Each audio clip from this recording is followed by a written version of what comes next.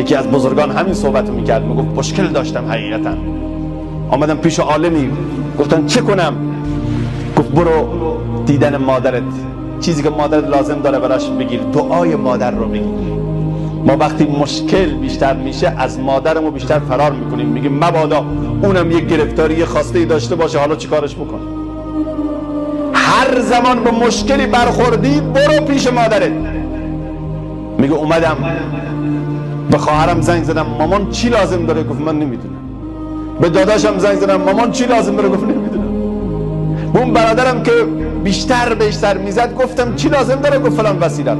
گرفتم بردم پیش، چقدر خوشحال شد، دعای خیر کرد. سبحان الله. آبروی اهل دل از خاک پای مادر است، هرچه دارن این جماعت از دعای مادر است. آسمان و زندگی روشن شد از نور پدر، گلشن حسنی مصفا از صفای مادر است. قدر و جاهی را که در اسلام دارا شد اویس، از کمال خدمت و مهنت برای مادر است. میگه اومدم، مادرم در رو باز کرد، منو با آغوش گرفت. چی شده مامان؟ دیدن من اومدی؟ مشکلی گیری کردی؟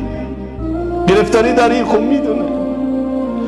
بله مادر واقعا مشکل دارم، این هدیه خدمت شماست. گفت من هدیه میخوام چیکار؟ دیدن تو بهترین هدیه است. مادرها بی توقعن. میگه رفتم باش غذا خوردم، شام خوردم. گفت شبم واقعا پیش من میخوابی؟ گفتم بله. گریه شد، چون بعد از ازدواجم دیگه نخوابیده بودم پیش مامانم.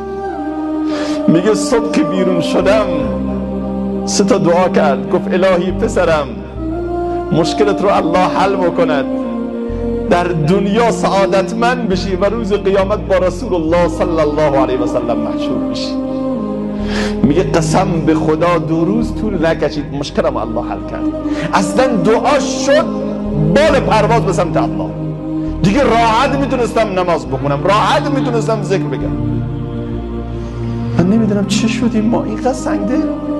همه رو میبینیم، دوست رو میبینیم، رفیق رو میبینیم، همکار رو میبینیم، طرف معامله رو میبینیم، همه رو میبینیم، مادران رو نمیبینیم. سالها، ماها. قول بدید سال 99 رو سال صله رحم و ارتباط عمیق با والدین.